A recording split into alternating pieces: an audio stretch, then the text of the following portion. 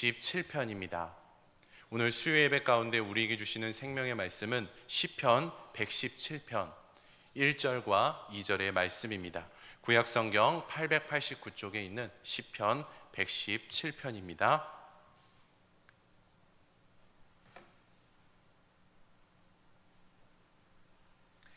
시편 117편 우리 두 구절밖에 되지 않는데 우리 합독하도록 하겠습니다.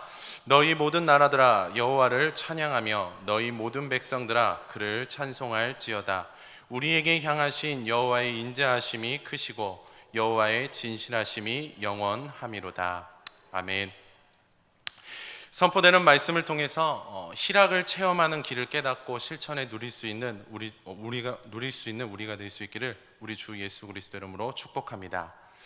올해 5월 신약을 개발하는 기간을 앞당길 수 있게 되었다는 기사를 보게 되었습니다. AI, 인공지능 그 기술을 이용하면 신약을 개발하는 기간을 앞당길 수 있다는 내용이었죠. 한국보건산업진흥원에 따르면 정통적인 방식으로 신약을 개발하려면 15년이 필요하다고 합니다. 임상시험에 들어가는 물질을 찾는 데 5년, 그리고 독성시험과 허가에는 10년, 이처럼 정통 방식으로 신약을 개발하려면 평균 15년이 필요하다는 것이죠. 그런데 임상시험에 들어가는 물질을 찾는 기간, 이 5년이라는 기간은 연구자 수십 명이 논문 100만 편 이상을 분석하는 기간이기도 한데요. AI 기술을 이용하면 이렇게 5년간 해야 할 일을 하루에 끝낼 수 있다고 합니다. 즉 AI 기술을 이용하면 5년을 하루로 앞당길 수 있다는 것이죠. 이제 시작 단계지만 현재 우리나라 기업과 아울러 타국의 많은 기업들이 이렇게 5년을 하루로 앞당기는 기술을 만들고 있다고 합니다. 이것이 개발되면 향후 AI 기술이 신약 개발의 주류가 될 것이라고 합니다. 그런데 제가 이 기사를 보면서 신앙도 마찬가지겠구나라는 생각이 들었습니다. AI 기술을 이용하면 시간을 앞당길 수 있다는 이 기사를 보면서 신앙도 마찬가지겠구나라는 생각이 들었습니다. 예수 그리스도를 믿는 사람들은 하나님의 약속 안에 거한 존재입니다. 또 예수 그리스도를 믿는 사람들은 예수 그리스도께서 재림하시는 그 날과 재림 이후 하나님의 약속을 누릴 수 있습니다. 그러나 하나님의 약속은 예수 그리스도께서 재림하시는 날과 재림하신 이후뿐만이 아니라 이 땅에서도 누릴 수 있습니다. 물론 완전하지는 않지만 말입니다. 즉 하나님의 약속은 시간을 앞당겨서도 현재라는 시간 속에서 누릴 수 있습니다. 요한계시록 19장 7절 상반절의 말씀을 보시면 이런 말씀이 언급되어 있습니다. 우리가 즐거워하고 크게 기뻐하며. 아멘. 여기서 기쁨은 예수 그리스도를 믿는 자들을 향한 하나님의 약속 중 하나입니다. 이 기쁨은 하늘의 기쁨, 완전한 기쁨, 희락을 말하죠. 코로나 시기와 이후에 출판된 그 많은 서적들을 보면서 또 코로나를 겪은 현 시대 속에 있는 사람들을 보면서 오늘날 모든 사람에게는 위로가 필요하구나라는 생각을 해보게 되었습니다. 위로가 필요하지 않은 사람은 아무도 없다는 사실을 깨닫게 되었죠. 저 또한 위로가 필요한 사람 중 한 명입니다. 이처럼 오늘날 우리가 살고 있는 시대는 위로가 필요한 시대입니다. 교육자 생활을 해오면서 위로가 필요했던 순간들이 참으로 많았습니다. 그런데 말이죠, 위로가 필요하다고 아무런 위로가 필요했던 것은 아니었던 것 같습니다. 위로가 필요했던 순간 아내나 동역자들 또는 지인들에게 많은 위로를 받았습니다. 제가 받은 위로 중에 두 가지 위로가 있었습니다. 그중 하나는 주체가 없는 위로였고 또 다른 하나는 진정 위로였습니다. 주체가 없는 위로는 그냥 위로하는 것이죠. 힘내, 그렇구나, 화이팅, 이런 류의 위로였습니다. 그러나 진정 위로는 주체가 없는 위로와는 달랐습니다. 진정 위로는 성령의 따스함이 전달되는 그런 위로였죠. 그런데 주체가 없는 위로는 위로를 받는 그 순간뿐이었던 것 같습니다. 물론 그렇다고 해서 이런 위로가 필요 없다는 것은 아닙니다. 이런 위로를 해서는 안 된다는 것도 아닙니다. 우리에게는 이런 주체 없는 위로도 필요합니다. 해야 합니다. 하지만 주체가 없는 위로는 위로를 받는 그 순간 뿐이었습니다. 그러나 진정 위로는 위로를 받는 그 순간뿐만이 아니었죠. 왜냐하면 진정 위로는 저에게 끊임없이 위로가 되었기 때문이었습니다. 사랑하는 성도 여러분, 진정 위로를 줄 수 있는 대상이 있습니다. 진정 위로를 줄 수 있는 대상은 바로 성령님입니다. 즉 성령께서는 우리의 심령과 생각과 마음을 통치하셔서 진정 위로 가운데 있게 하십니다. 그런데 진정 위로가 뭘까요? 진정 위로가 바로 희락입니다. 뭐라고요? 희락. 희락과 위로는 연결되어 있습니다. 또 희락에는 평안과 감격과 기쁨도 연결되어 있죠. 즉 희락을 누리면 위로도 임하지만 위로와 아울러 평안과 감격과 기쁨도 함께 임합니다. 위로가 필요했던 순간 성령께서 희락으로 제 심령과 마음과 생각을 지배하셔서 진정 위로를 체험하게 되었고 그 결과 끊임없이 위로를 받았습니다. 또 지금도 위로를 받고 있습니다. 사랑하는 성도 여러분, 희락은 예수 그리스도께서 재림하실 날과 재림하신 이후에 누릴 수 있습니다. 이때 누릴 수 있는 희락을 완전한 기쁨이라고 말하죠. 그러나 희락은 앞서 말씀드렸듯이 예수 그리스도께서 재림하신 날과 재림 이후에만 누릴 수 있는 것이 아닙니다.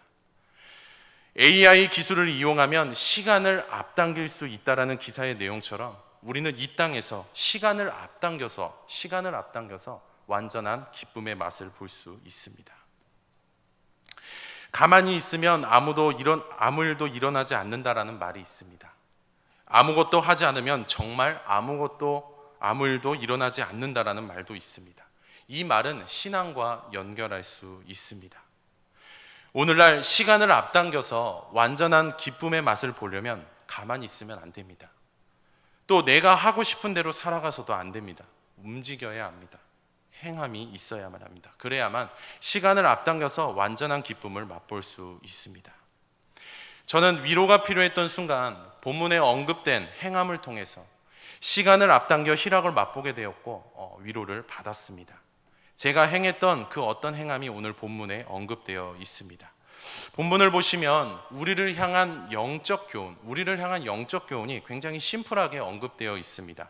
누구를 찬양하라? 하나님을 찬양하라. 그런데 1절의 말씀을 보시면 그냥 하나님을 찬양하라고만 언급되어 있지 않습니다. 하나님을 찬양해야 할 대상이 언급되면서 하나님을 찬양하라고 말씀하고 있죠.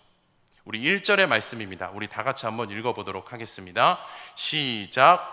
너희 모든 나라들아 여호와를 찬양하며 너희 모든 백성들아 그를 찬송할지어다. 아멘.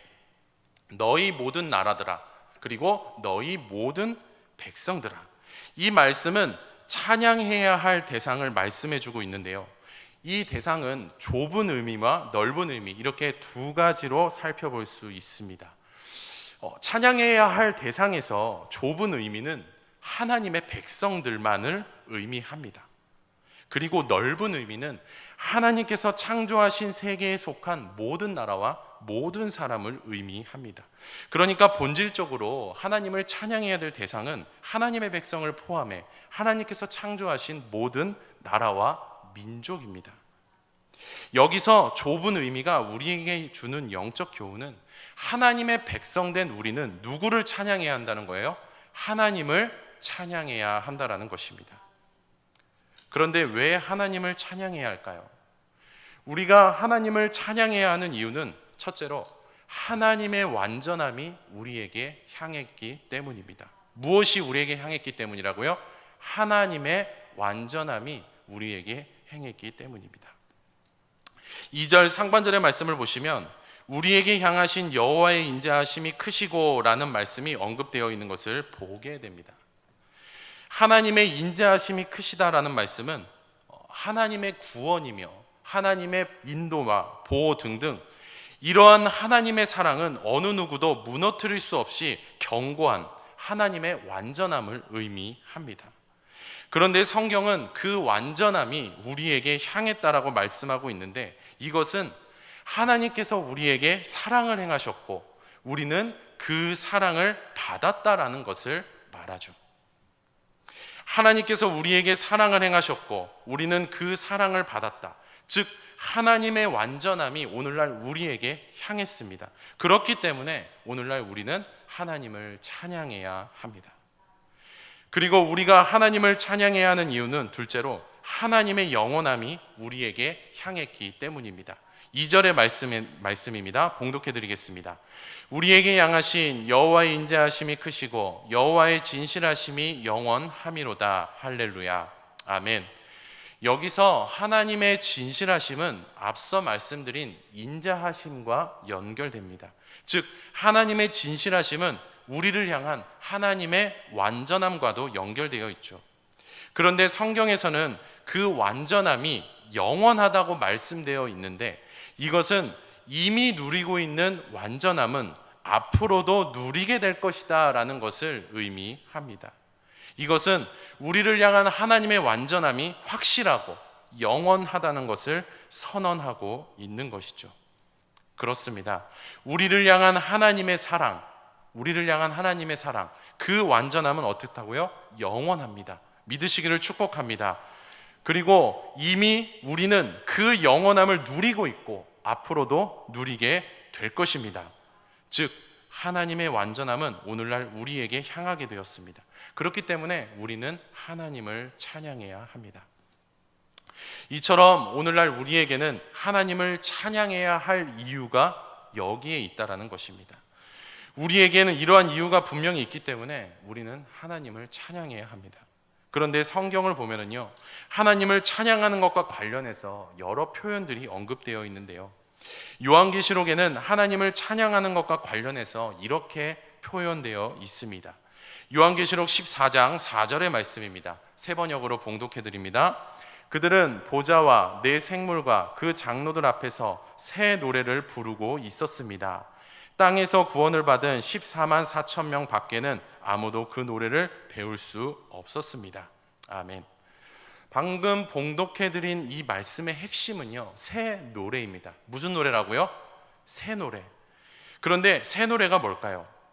새 노래는 첫째로 하나님의 백성이 장차 영원히 부르게 될 찬양입니다. 우리는 하나님의 은혜로 하나님의 백성이 되었습니다. 하나님의 백성인 우리는 예수 그리스도께서 재림하시는 날과 재림 이후 하나님을 영원히 찬양하게 될 것입니다. 이처럼 하나님의 백성이 장차 영원히 부르게 될 찬양이 바로 새 노래입니다. 또 새 노래는 둘째로 하나님의 백성이 시간을 앞당겨서 부를 수 있는 노래이기도 합니다. 하나님의 백성인 우리는 예수 그리스도께서 재림하시는 날과 재림 이후에도 새 노래를 부를 수 있지만, 앞서 말씀드렸듯이 시간을 앞당겨서도 이 땅에서도 새 노래를, 하나님을 찬양할 수 있다는 것입니다. 이처럼 새 노래는 하나님의 백성이 시간을 앞당겨 부를 수 있는 노래입니다. 또 새 노래는 마지막으로 하나님을 기억하며 감격과 기쁨과 감사로 부르는 노래입니다. 새 노래는 그냥 아무런 생각 없이 형식적으로 하나님을 찬양하는 그런 노래가 아닙니다. 완전함과 영원함 가운데 있을 수 있도록 은혜를 베풀어 주신 하나님, 그 하나님의 은혜를 기억하면서 은혜를 베풀어 주신 하나님에 대해서 감격하고 기뻐하고 감사하면서 부르는 노래가 바로 새 노래입니다. 사랑하는 성도 여러분, 오늘날 우리는 장차 영원히 부르게 될 찬양, 새 노래를 부를 수 있습니다. 시간을 앞당겨서 은혜를 베풀어 주신 하나님을 기억하며 감격과 기쁨과 감사로 새 노래를 부를 수 있습니다. 우리가 일상에서 살다 보면, 말씀대로 살다 보면 눈물 가운데 있을 때도 있고 억울한 가운데 있을 때도 있습니다. 또 고통과 두려움과 절망 가운데 있을 수도 있습니다. 반면 여러모로의 어려움과는 다르게 기쁨 가운데 있을 수도 있죠. 전도서 3장 13절의 말씀을 보시면 이런 말씀이 있습니다. 사람마다 먹고 마시는 것과 수고함으로 낙을 누리는 그것이 하나님의 선물인 줄도 또한 알았도다. 아멘. 이 말씀은 하나님께서 우리에게 인생이 무엇인지 가르쳐주고 계신 말씀입니다. 그런데 하나님께서 가르쳐주고 계신 인생은 무엇일까요? 하나님께서는 눈물과 억울함, 고통, 두려움, 절망, 그리고 기쁨 등등 우리가 살면서 겪는 모든 것들이 함께 어우러진 것이 바로 인생이라고 가르쳐주고 계십니다. 그리고 이러한 인생은 하나님께서 우리에게 주신 선물이라고 말씀하고 계시죠. 오늘날 우리는 기쁠 때나 슬플 때나 하나님께서 선물로 주신 인생에서 새 노래를 부를 수 있습니다. 매 순간 새 노래를 부를 수 있는 우리가 될 수 있기를 주님의 이름으로 축복합니다. 사랑하는 성도 여러분, 기쁠 때나 슬플 때나 어떤 상황과 환경 속에서도 새 노래를 부르면요, 부르는 것으로 끝나지 않습니다. 새 노래를 부르면 분명한 열매가 맺힙니다. 어떤 열매가 맺힐까요? 요한계시록 21장 3절의 말씀을 한번 보도록 하겠습니다. 제가 세 번역으로 봉독해 드립니다. 그때 나는 보좌에서 큰 음성이 울려 나오는 것을 들었습니다. 보아라, 하나님의 집이 사람들 가운데 있다. 하나님이 그들과 함께 계실 것이요, 그들은 하나님의 백성이 될 것이다. 하나님이 친히 그들과 함께 계시고. 아멘. 하나님께서는 예수 그리스도께서 재림하신 이후 하나님의 백성과 영원히 함께 하실 것이라고 말씀하고 계십니다. 하나님께서 자신의 백성과 우리와 함께 하실 것이라는 이 진리에는 하나님의 백성이 지금 하나님 앞에서 새 노래를 부르고 있다는 개념이 포함되어 있습니다. 하나님 앞에서 지금 무엇을 하고 있다고요? 새 노래를 부르고 있다는 개념이 포함되어 있습니다. 그런데 하나님의 백성이 그렇게 새 노래를 불렀을 때 분명한 열매가 있다는 사실을, 분명한 유익이 있다는 사실을 우리 그 다음 절 요한계시록 21장 4절의 말씀을 통해서 알 수 있습니다. 요한계시록 21장 4절의 말씀입니다. 세 번역으로 봉독해 드립니다. 그들의 눈에서 모든 눈물을 닦아주실 것이니 다시는 죽음이 없고 슬픔도 울부짖음도 고통도 없을 것이다. 이전 것들이 다 사라져 버렸기 때문이다. 아멘. 방금 읽은 말씀에서 슬픔과 고통과 아픔이 다 사라졌다는 것은 완전한 기쁨의 열매가 맺혀졌다는 것을, 즉 희락의 열매가 맺혔다는 것을 상징합니다. 이처럼 새 노래를 부르면요, 무엇을 맛본다고요? 희락을 맛보게 됩니다. 희락의 열매가 맺힌다라는 것입니다. 저에게 위로가 필요했던 순간 제가 새 노래를 불렀습니다. 이렇게요. 주님만이 내 아픔 아시며 주님만이 내 맘 어루만지네. 어느 누구도 나를 향하신 주님의 사랑을 끊을 수 없네. 주님만이 내 능력이시며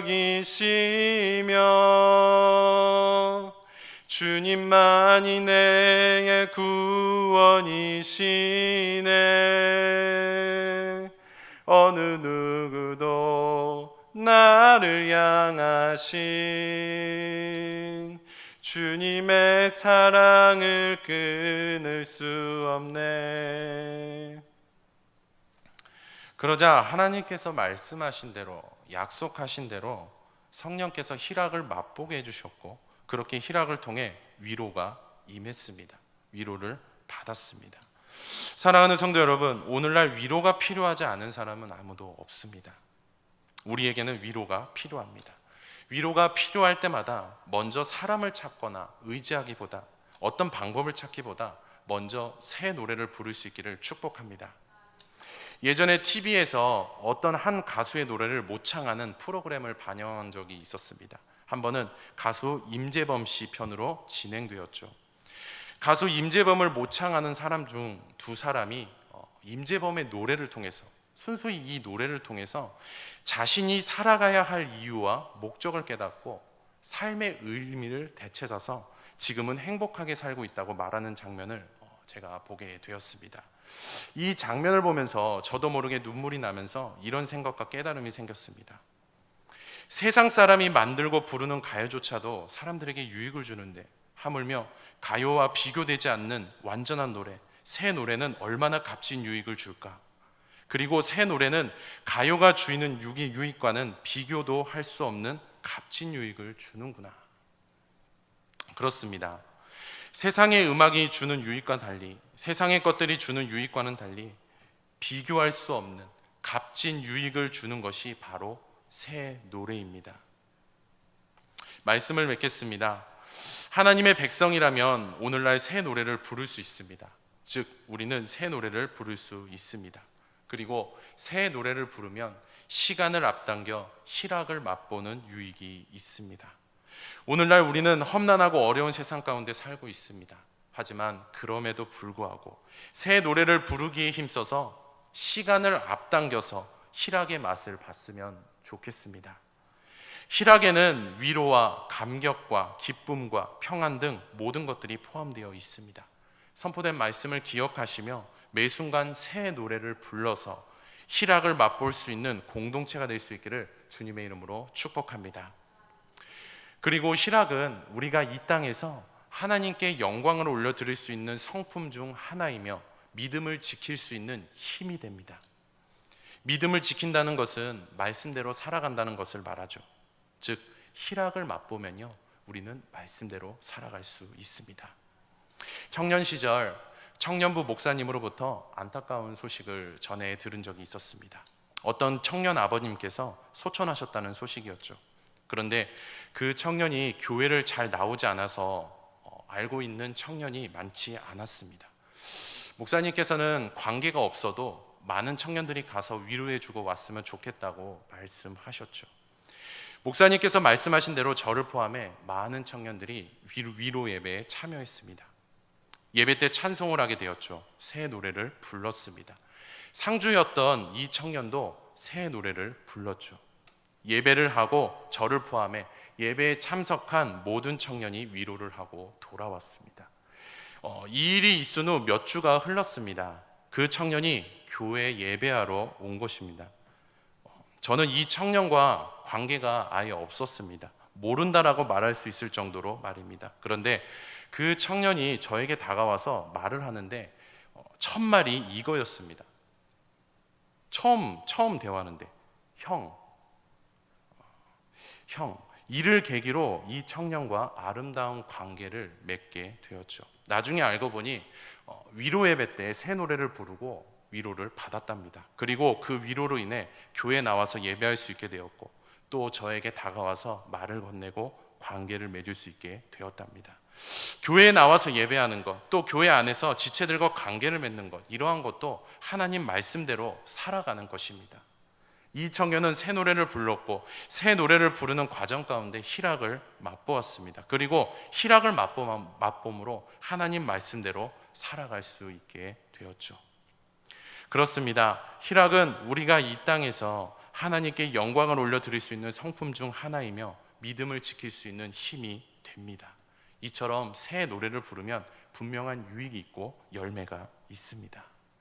선포된 말씀을 기억하시며 매 순간 새 노래를 불러서 희락을 맛봄으로 하나님께 영광 올려드리면서 더욱 믿음을 지켜나가기 힘써 나갈 수 있는 우리가 될 수 있기를 주님의 이름으로 축복합니다. 이 시간 말씀